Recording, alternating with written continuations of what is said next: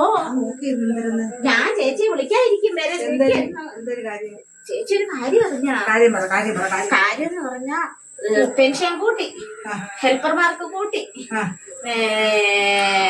വർക്കർക്ക് കൂട്ടി, വീട്ടിൽ ഇരിക്കുന്ന പെണ്ണുങ്ങൾക്ക് വരെ ഇപ്പൊ പൈസ ഉണ്ട്. വീട്ടു ജോലിക്കാരായ നമുക്ക് ശമ്പളം.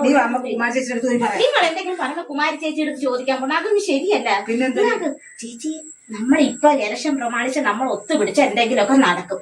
ഞാൻ രാവിലെ പാസഞ്ചറിൽ കയറി തിരുവനന്തപുരത്ത് ഒരു ടാർപ്പയായിട്ട് പോവാം. അവിടെ സെക്രട്ടേറിയറ്റിന്റെ ഫ്രണ്ടിൽ ഒരു പന്തലിടാൻ സ്ഥലം ഉണ്ടെങ്കിൽ അവിടെ ഒരു ടാർപ്പ് വെച്ചിട്ട് ഞാൻ രാവിലെ നിങ്ങളെ വിളിക്കാം. നിങ്ങൾ അവിടെ സരളയും വനിജയും ദേവീനെ ഷീലേനെ എല്ലാം വിളിച്ചുകൊണ്ട് രാവിലത്തെ ട്രെയിൻ അങ്ങ് വരണം.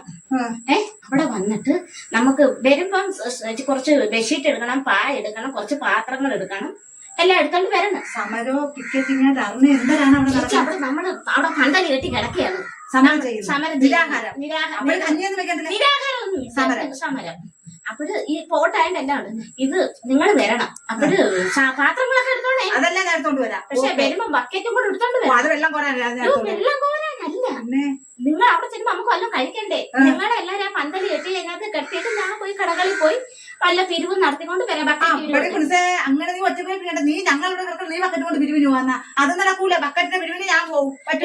ഈ പാർട്ടി ഇത്രയും നേതൃത്വം നൽകുന്ന ഞാൻ പോയി ബക്കറ്റ് പിരിവ് നടത്തി എന്തുകൊണ്ടു രാജി പറ്റത്തില്ല. ബക്കറ്റ് പിരിവിന് ഞാൻ പോകും.